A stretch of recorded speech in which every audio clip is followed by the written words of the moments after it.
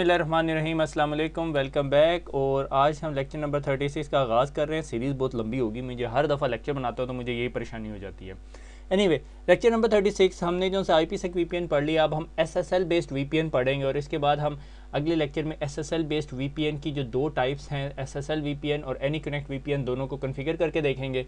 उसकी detail configuration में नहीं जाता, मगर CCNA सिक्योरिटी काफ़ी कुछ कवर कर लेता है। एनीवे, तो SSL VPN देखेंगे, different type of SSL VPN देखेंगे और थ्योरी कंप्लीट करेंगे। और उसके बाद नेक्स्ट लेक्चर में इंशाल्लाह जो है हम लोग SSL VPN को सिस्को ASA के ऊपर जो है कन्फिगर करेंगे। आपको जैसे पता है कि हम लोग 5510 है मेरे ख्याल में, मेरे पास 5510 ASA है, तो हम उसके ऊपर कन्फिगर करेंगे। We are lucky enough to have a hardware firewall. ठीक है, मुझे नहीं पता GNS में ये कैसे कन्फिगर होती, मेरी एक्सपर्टीज GNS की नहीं है। ठीक है, तो SSL VPN, SSL is a virtual private network। SSL VPN की एब्रीवेशन है। IPsec VPN both have a pros and cons। ठीक है, SSL VPN और IPsec VPN के दोनों के फ़ायदे और नुकसान हैं। SSL VPN होता क्या है, पहले मैं आपको ये समझा दूँ। ठीक है, SSL VPN ये कि मैं जो सा हूँ एक URL के ऊपर जाता हूँ। ठीक है, से फॉर एग्जांपल https://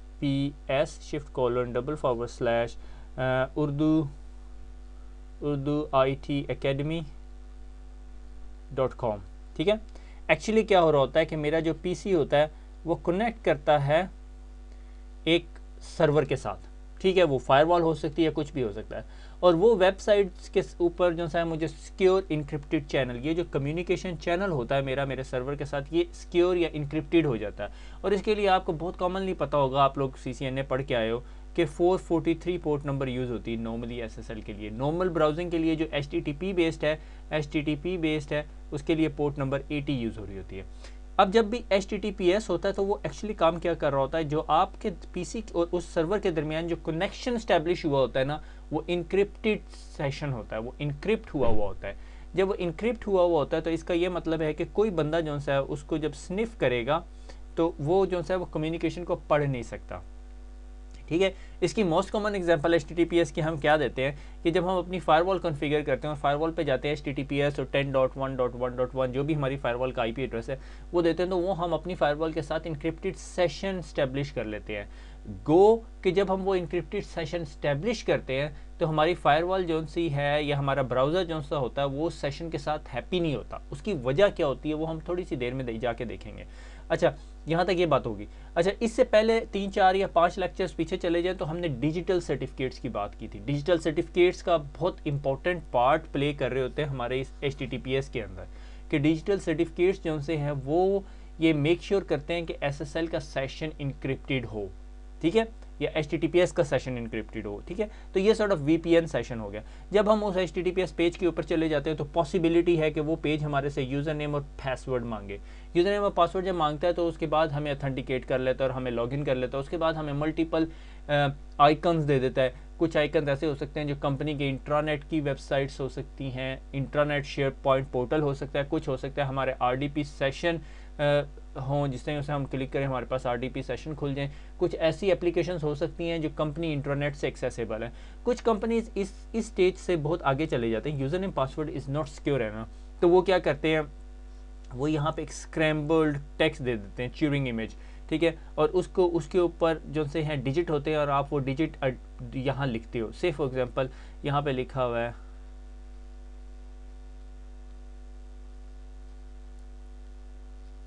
ठीक है, ये हमें पता है 78964 लिखा हुआ है मगर कोई पढ़ नहीं सकता। अगर मेरा पिन नंबर है 1 2 3 4 5 542 तो मैं यहाँ पे 4 6 और 9 लिखूँगा। मैं 4 6 9 जैसे ही एंटर करूँगा तो वो एक्चुअली जो सिस्टम है वो अंडरस्टैंड करेगा इस बंदे का कोड 543 है, तो 543 कोड वेरीफाई करेगा। एक पोर्शन ऑफ ये है, इसे ट्यूरिंग इमेज कहते हैं, TURING ट्यूरिंग लिखते हैं।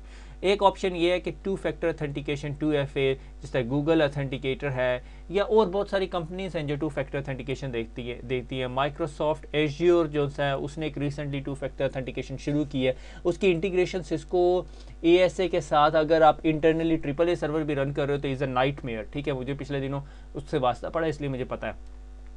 तो मगर बहुत सारे तरीके हैं आप उसको ऑथेंटिकेट करो, मगर मकसद ये है कि जब ये ऑथेंटिकेशन प्रोसेस हो रही होती है तो हमारी कम्युनिकेशन इनक्रिप्टेड होती है। अभी हम इसके अंदर बहुत डिटेल में जाके देखेंगे कि क्या मसले मसाइल हैं, ठीक है। उसके बाद आ जाता है अब इसका एडवांटेज क्या है SSL VPN का। SSL VPN का एडवांटेज ये easy to deploy, all browser supported, कि यूज़र एंड के ऊपर आपको कोई टेंशन लेने की ज़रूरत नहीं है। यूज़र एंड पे आपको कोई रिक्वायरमेंट नहीं है। यूज़र एंड पे सिर्फ यूज़र के पास ब्राउज़र होना चाहिए, वो ब्राउज़र के अंदर URL डाल लेगा, से फॉर एग्जांपल vpn.urduitacademy.com एंटर, और वो उस VPN के पास पहुंच जाएगा, ठीक है। IPsec however have a better security footprint than SSL, क्योंकि उसके अंदर लोकल सॉफ्टवेयर IPsec VPN जो होता है उसके अंदर क्लाइंट बेस्ड IPsec VPN, ठीक है। ये साइट टू साइट VPN नहीं है। हम साइट टू साइट VPN की बात नहीं कर रहे, हम बात कर रहे हैं, मुझे यहाँ पे मेंशन करना चाहिए और हैरान हो कि सिस्को की बुक ने नहीं डिस्कस किया, this is called remote access VPN। Remote access VPN में दो टाइप्स हैं, ठीक है। एक SSL VPN है, ठीक है, जिसमें सिर्फ आपको ब्राउज़र चाहिए होता है, ठीक है, आप ब्राउज़र में जाते हैं और कनेक्ट करते हैं। और एक जो सा है वो IPsec रिमोट एक्सेस VPN है। ये IPsec साइट टू साइट की बात नहीं कर रहे, जिसमें आपके पास उस प्रोवाइडर की क्लाइंट टूल होता है, ठीक है। सिस्को के एनवायरनमेंट में आपके पास जो सा है अल्लाह भला करे, पहले ईजी VPN होता था, अब सिस्को एनीकनेक्ट होता है, ठीक है, सिस्को एनीकनेक्ट VPN। तो आपके पास तमाम क्लाइंट मशीन के ऊपर ये VPN का टूल इंस्टॉल होना चाहिए। फिर उसके अंदर थोड़ा सा मसला ये होता है कि आपको लेटेस्ट अपडेटेड वो क्लाइंट रखना पड़ता है, क्योंकि कभी कभी कुछ क्लाइंट्स के अंदर भी मसले आने शुरू हो जाते हैं, ठीक है, वल्नरेबिलिटीज़ भी आती है, ठीक है। तो SSL और IPsec, जब हम SSL की बात करें तो हम SSL बेस्ड VPN जिसमें यूज़र ब्राउज़र में जाएगा और HTTPS लिखेगा, और IPsec बेस्ड VPN में जिसमें यूज़र के पास क्लाइंट होगा उसको डबल क्लिक करेगा और उस पर जाके कनेक्ट करेगा। एक्सीडेंटली मेरे पास से जो सा है वो गलत बटन दब गया, तो मैं आपको जो सा सिस्को एनीकनेक्ट VPN की एग्जिट दिखाने लगा था, मगर वो हम थोड़ी देर में बाद में जाके देखेंगे जब हमारा टाइम आ जाएगा, ठीक है। तो अब IPsec VPN की जो सी है वो टाइप्स और उसकी एप्लीकेशन क्या है। सबसे पहले SSL VPN है। SSL VPN को चलाने के लिए जो सा है SSL VPN जब चल जाता है तो वो कौन कौन सी चीज़ों पे एक्सेस दे सकता है, ठीक है। तो वेब बेस्ड एप्लीकेशन पे एक्सेस दे देता है, फाइल शेयरिंग पे दे सकता है, ईमेल पे ही दे सकता है, और मोस्टली जो वेब बेस्ड एक्सेस एप्लीकेशन है वो एक्सेस दे देता है। अब IPsec VPN क्या होता है, जब आप IPsec VPN यूज़ करते हो यूजिंग अ सिस्को एनीकनेक्ट क्लाइंट, ठीक है, तो क्या होता है कि जब आप कनेक्ट करते हो तो आपको एक IP एड्रेस दे देता है, जबकि SSL एनवायरनमेंट के अंदर कोई आपको IP एड्रेस नहीं मिलता, जबकि IPsec एनवायरनमेंट के अंदर आपको IP एड्रेस मिल जाता है, आपका PC उस नेटवर्क का पार्ट बन जाता है, ठीक है। ये सबसे बड़ा एडवांटेज है। उसके बाद आप डबल बैकस्लैश करके किसी के मशीन की $C एक्सेस कर सकते हो, यानी आप ऐसे हो जैसा आप उसके नेटवर्क पे बैठे हुए हो, तो आपको वर्चुअली वो एक्सेस मिल जाती है, ठीक है। फिर इंक्रिप्शन के अंदर SSL के अंदर कुछ मॉडरेट इंक्रिप्शन है, IPsec के अंदर स्ट्रॉन्गर लॉन्गर की इंक्रिप्शन आप यूज़ कर सकते हो, डिजिटल सर्टिफिकेट्स भी यूज़ कर सकते हो। फिर ऑथेंटिकेशन के अंदर 1 वे और 2 वे ऑथेंटिकेशन है, स्ट्रॉन्ग 2 वे ऑथेंटिकेशन है यूजिंग शेयर्ड सीक्रेट और डिजिटल सर्टिफिकेट, बट मैं कहता हूँ कि ये दोनों ऑलमोस्ट इक्वली बैठते हैं, ठीक है। ईज़ ऑफ यूज़, अब ईज़ ऑफ यूज़ के अंदर SSL VPN जो है वेरी हाई है, ठीक है। अगर कोई कंपनी डायरेक्टर्स हैं जो टेक सेवी नहीं है, जिन्हें टेक्नोलॉजी से इतना समझ नहीं आती, खप मचा के रखते हैं, तो हमने उनके लिए बैकअप SSL VPN बनाया होता है, मगर दैट डिपेंड्स कि उन्हें किस किस्म की एक्सेस चाहिए होती है, ठीक है। IPsec VPN आजकल का जो मॉडर्न लैंडस्केप है कॉर्पोरेट्स का, उसमें ऑलमोस्ट हर बंदे को पता होता है ये IPsec VPN कनेक्ट कैसे करना है। कुछ सिचुएशन में उनको हार्डवेयर टोकन दिया होता है, अब तो मॉडर्न जो है सॉफ्टवेयर टोकन आ गए हैं जिसमें वो नंबर खुद ब खुद चेंज हो रहा होता है। फिर overall security SSL VPN moderate, और मैं up to some extend high level security कहता हूँ, ठीक है। और IPsec VPN more advance security है, उसमें टनलिंग भी कर सकते हो, उसमें फिर आप ये मेक श्योर कर सकते हो जो कनेक्टिंग क्लाइंट है उसके पास लेटेस्ट एंटीवायरस भी है, पैचेस भी हैं, और ये सारा कुछ है, ठीक है। बल्कि इसके अंदर आपके पास एक कॉन्सेप्ट आता है जो आपकी बुक में नहीं डिस्कस किया हुआ, dynamic access policies. Dynamic access policies में फिर आप फर्दर डिटेल्स के अंदर चले जाते हो, ठीक है। तो ये हो गया SSL VPN की 2 टाइप्स, ठीक है। रिमोट एक्सेस VPN की मुझे नहीं पता बुक ने क्यों नहीं डिस्कस किया। रिमोट एक्सेस VPN की 2 type, one is called SSL, other is called IPsec, और ये जो टेबल है ना ये मैंने आपकी सिस्को की बुक से लिया हुआ है, ठीक है। आगे चलते हैं, SSL and TLS protocol framework, ठीक है। अभी आपको SSL का पता है कि SSL जो सा है वो SSL वर्जन 1, वर्जन 2 और वर्जन 3 है, और आपने ये जो पूडल वल्नरेबिलिटी, अगर आप सिक्योरिटी फील्ड के अंदर हो तो आपने सुना होगा कि पूडल वल्नरेबिलिटी आ गई थी SSL के अंदर, कि जो क्या करती थी कि SSL हैकर जो सा है ना उस वल्नरेबिलिटी को एक्सप्लॉइट करके ना आपकी कुछ इन्फॉर्मेशन एक्सट्रैक्ट कर सकता था, ठीक है। यानी अगर आपने पूडल के ऊपर स्टडी करनी तो SSL पूडल करें तो बहुत डिटेल, यानी अगर मैं SSL पूडल के ऊपर डिस्कस करना शुरू करूँ ना तो मुझे एक लेक्चर बनाना पड़ जाएगा। ये इतनी नाइटमेयर किस्म की वल्नरेबिलिटी थी कि हम लोग जो से हैं 1-2 हफ्ते सोए नहीं थे, ठीक है। जो कंपनी जो है पब्लिक फेसिंग सर्वर्स रखती थी और हमें कंसर्न था कि यूज़र की इन्फॉर्मेशन जो सी एक्सप्लॉइट हो जाएगी, उसके लिए जिन लोगों ने वेब एप्लीकेशन फायरवॉल्स डिप्लॉय की थी उन्हें कोई इतनी बड़ी टेंशन नहीं है। और ट्रस्ट में अगर आज भी आप जो से अपनी ऑर्गेनाइजेशन के पूरे IP सबनेट को स्कैन करें किसी भी स्कैनर के साथ, वल्नरेबिलिटी स्कैनर जो सबसे चीपेस्ट है वो उस और सबसे अच्छा भी है, नेसस वल्नरेबिलिटी स्कैनर है, मेरे ख्याल में 1000 पाउंड का आ जाता है, 1 साल की 1 ईयर सब्सक्रिप्शन मिल जाती है, सबसे सस्ता सबसे रिलायबल स्कैनर है। गो कि मैं इसकी जगह कॉलस को भी यूज़ करता हूँ और बहुत सारे स्कैनर यूज़ करता हूँ। Nessus is the best and the cheapest scanner, ठीक है। ये स्कैनर आप डाउनलोड करें और उसके बाद आप अपने तमाम नेटवर्क को स्कैन करें, पूरे सबनेट का IP एड्रेस दे दें, DDoS अटैक माइनस कर देना, उसमें से प्लगइन्स होते हैं, कभी टाइम मिला तो इसके बारे में डिस्कस करेंगे।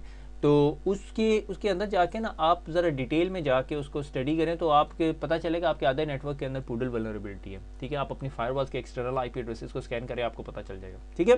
पर उसको डिसेबल किया जा सकता है कि आप अपने SSL जो वर्जन 3 को डिसेबल कर दें। SSL वर्जन 3 की वजह से है, SSL वर्जन 3 की वजह से, ठीक है। और हैकर जो है वो आपको आपकी इंक्रिप्शन स्टैंडर्ड को डिग्रेड करके SSL वर्जन 3 कर लेता है, फिर उसके बाद उसे स्निफ करता है। एनीवे, तो लेटेस्ट जो स्टैंडर्ड है वो TLS है, TLS 1.2 1.3 समथिंग इस तरह चल रहा है, ठीक है। Both of this protocol provide confidentiality, integrity and authentication.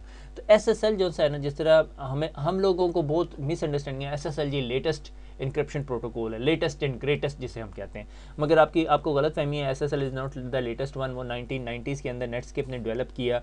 TLS जो है ट्रांसपोर्ट लेयर सिक्योरिटी जो है ये एडवांस इंक्रिप्शन स्टैंडर्ड है और ये जो है IETF जो इंटरनेट इंजीनियरिंग टास्क फोर्स है उनकी तरफ से है।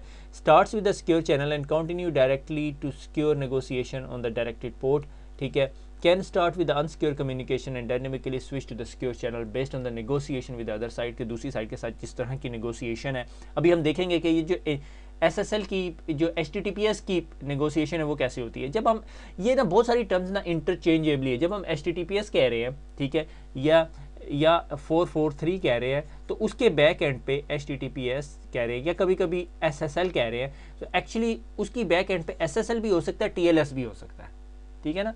जब भी हम HTTPS की बात करते हैं या IPsec ओवर वेब VPN या वेब VPN की बात कर रहे हैं तो उसके पीछे बाय स्टैंडर्ड 443 पोर्ट आप चेंज कर सकते हो, HTTPS प्रोटोकॉल यूज हो रहा है और उसके अंदर SSL की इंक्रिप्शन है या TLS की इंक्रिप्शन, ठीक है।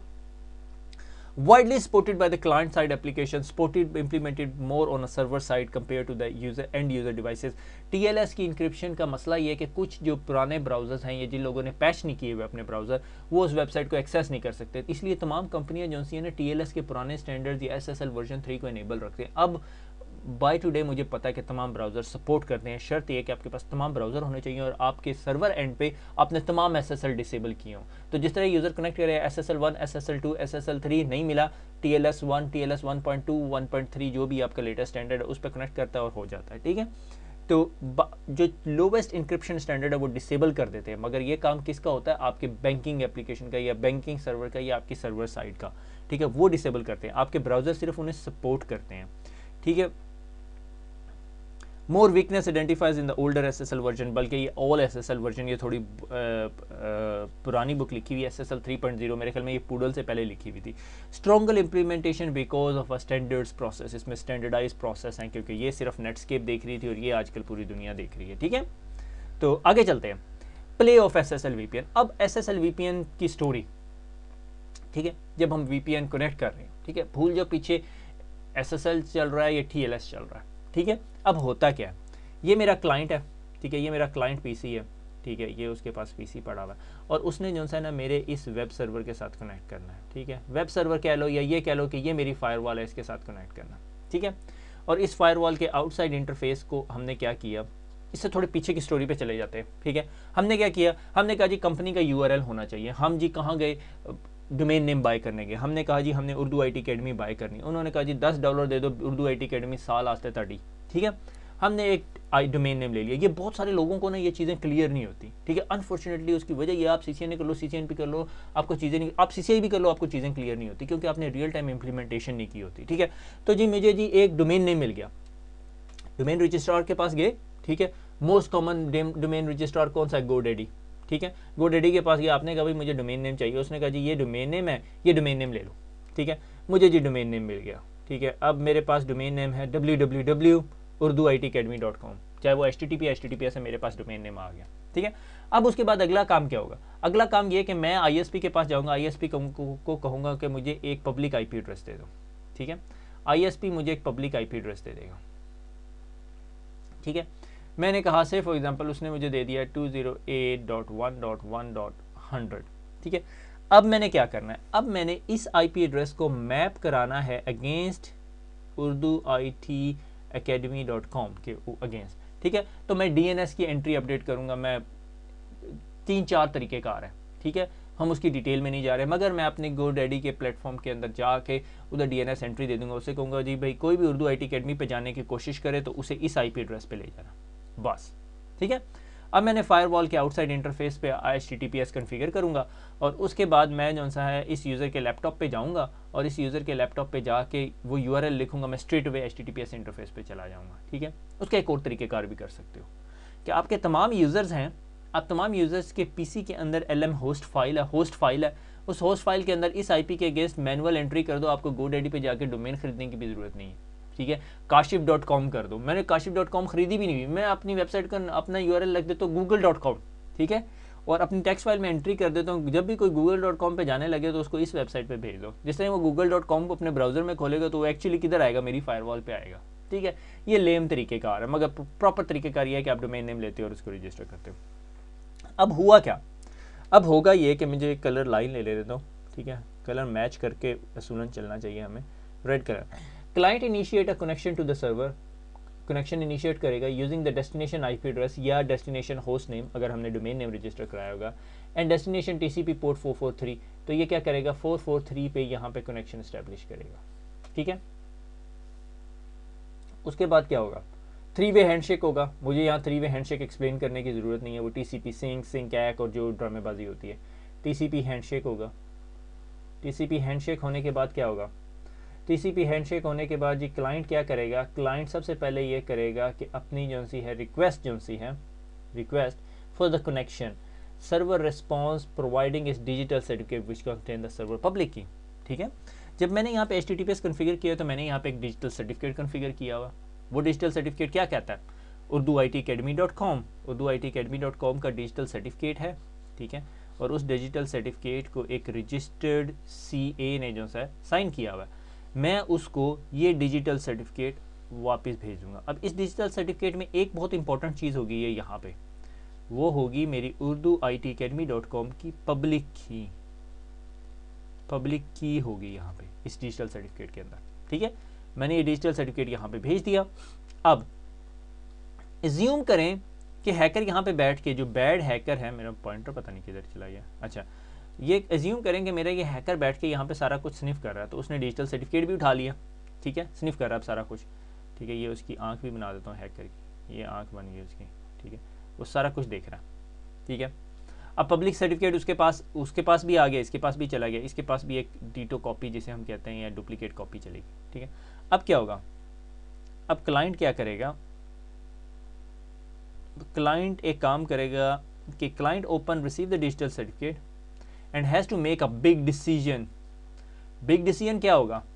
ये जो सर्टिफिकेट अथॉरिटी है जिसने स्टैंप लगाई हुई है, क्या मैं उसे ट्रस्ट करता हूँ, ठीक है। Can I trust the digital certificate? क्या मैं इस डिजिटल सर्टिफिकेट को ट्रस्ट कर रहा हूँ कि यार ये डिजिटल सर्टिफिकेट कह रहा है कि मैं उर्दू IT अकेडमी का सर्वर हूँ, तो क्या मैं इसको ट्रस्ट करता हूँ? हाँ, इसके नीचे साइन हुआ हुआ है एक एसेट सर्टिफिकेट सर्वर को जिसको मेरा ब्राउज़र ट्रस्ट करता है, ठीक है।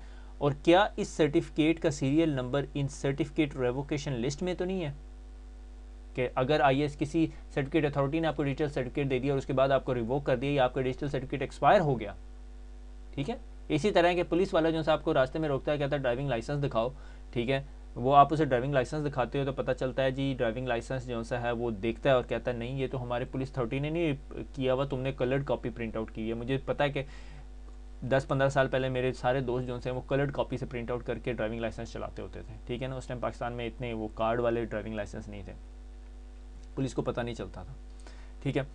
फिर उसके बाद क्या करता है, अब क्लाइंट के पास वो डिजिटल सर्टिफिकेट आ गया।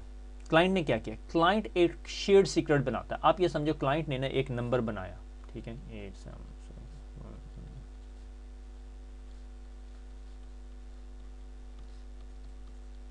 ये एक नंबर बना दिया, सीक्रेट नंबर है, ठीक है। अब उसने ये नंबर इसके पास भेजना है, ठीक है, उसने ये नंबर जो है इस फायरवॉल के पास भेजना है या सर्वर के पास भेजना है। अब बीच में हैकर बैठा हुआ, अगर हैकर के पास ये नंबर चला गया ना तो बड़ा मसला ख़राब हो जाएगा। तो ये किस तरह भेजेगा ये नंबर। अब अगर आप लोगों ने यहाँ तक CCNA सिक्योरिटी पढ़ा हुआ है और आपने फ़ौरन बता दिया कि ये आंसर इसका क्या है तो मैं बड़ा हैप्पी हूँ, ठीक है। और अगर आपने नहीं बताया तो मैं नाखुश नहीं हूँ मगर थोड़ा सा अपसेट हूँ। मगर जब मैं आपको इसका आंसर बताऊँगा और आपको समझ आ गई तो मैं उससे भी ज़्यादा हैप्पी हूँ, ठीक है। तो अब आप ये ज़रा ध्यान से सुनिएगा। मैंने कनेक्ट किया, उस सर्वर ने मुझे डिजिटल सर्टिफिकेट दिया विद द PKI, ठीक है, पब्लिक की। अब मैंने एक रैंडम नंबर जनरेट किया, क्लाइंट रैंडम नंबर जनरेट कर रहा है, बहुत मैसिव किस्म का रैंडम नंबर जनरेट किया। अब मैंने ये रैंडम नंबर जो है उस फायरवॉल को भेजना है और मुझे पता है रास्ते में हैकर बैठा हुआ है, मैं किस तरह भेजूंगा, ठीक है। तो मैं क्या करूँगा, मुझे जब ये डिजिटल सर्टिफिकेट मिला था इसके ऊपर क्या थी, पब्लिक की थी। मैं इस पब्लिक की को यूज़ करके और ये रैंडम नंबर जो सा है 876543 इसके ऊपर ये की लगाऊंगा और एक इनक्रिप्टेड पैकेट बनाऊंगा, ठीक है, और वो भेज दूंगा वापस इस फायरवॉल के पास। अब इस हैकर के पास ये इनक्रिप्टेड पैकेट भी आ गया। क्या ये हैकर इस पब्लिक की से इनक्रिप्ट किया हुआ मैसेज को डिक्रिप्ट कर सकता है? आप लोग मुझे बताओ, ठीक है, कि ये मेरा मैसेज है ABC हेलो और ये मेरे पास पब्लिक की है और ये इसे मैंने इनक्रिप्ट किया और मेरे पास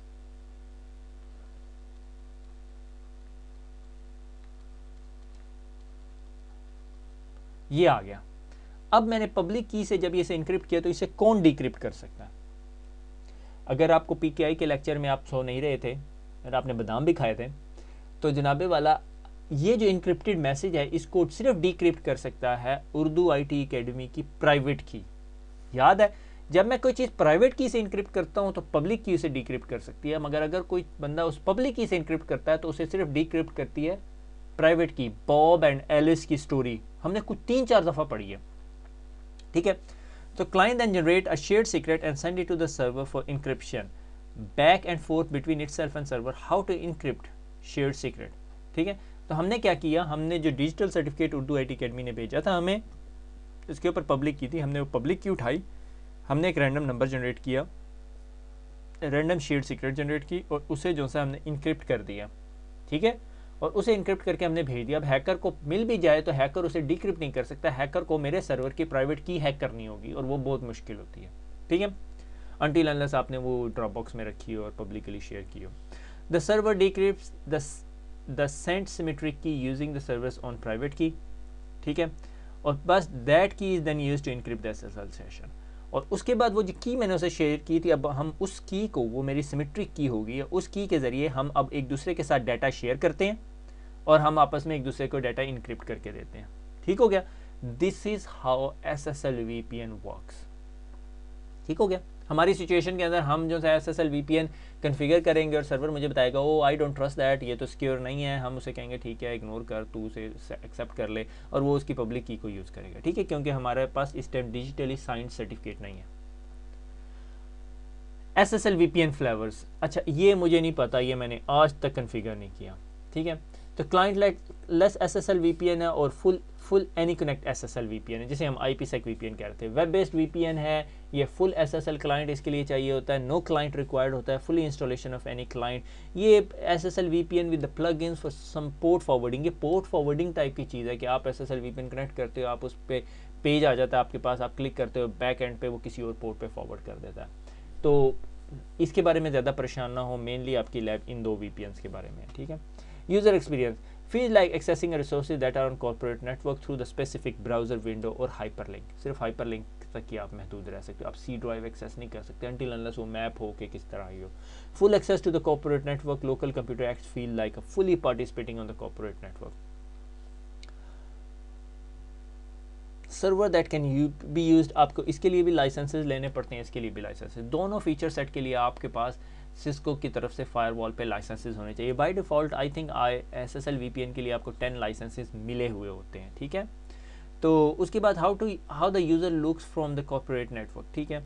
ट्रैफिक जो सी प्रॉक्सी हो रही होती है, ठीक है। SSL VPN एनवायरनमेंट में फायरवॉल हर चीज़ को ट्रैफिक प्रॉक्सी करी होती है, आपको एक IP एड्रेस नहीं दिया होता। इस सिचुएशन के अंदर client has its own virtual IP address, आपको एक IP एड्रेस मिला होता है, डेडिकेटेड IP एड्रेस होता है, और वो आप उस IP एड्रेस को लेके जा आ रहे होते हो until unless ACL के अंदर आपके वो IP एड्रेस रिस्ट्रिक्ट किया हो। क्लाइंट सपोर्ट, तमाम के तमाम clients, almost every SSL capable computer जो है, हर कंप्यूटर SSL कैपेबल होता है, ठीक है। अगर नहीं है तो आप फिर इंटरनेट ब्राउजिंग नहीं कर सकते, इंटरनेट बैंकिंग नहीं कर सकते। और इसके लिए आपको कौन सा कंप्यूटर चाहिए, कोई भी स्टैंडर्ड कंप्यूटर चाहिए, मगर उसके ऊपर मेन रिक्वायरमेंट ये है कि आपके पास सिस्को AnyConnect होनी चाहिए, ठीक है। AnyConnect VPN होना चाहिए, उसके बगैर आपका गुजारा नहीं होगा, ठीक हो गया। तो ये हमारे जो से हैं SSL VPN के दो flavours, one is clientless and one is client SSL VPN, जिसे सिस्को AnyConnect VPN कहते हैं, ठीक है। तो नेक्स्ट लेक्चर में इंशाल्लाह हम इन दोनों की लैब करेंगे। It's not a big deal, visit के ज़रिए फायरवॉल पे 15 मिनट की लैब है। खुश रहें, दुआओं में याद रखिएगा, फिर मुलाकात होगी। अल्लाह हाफिज़।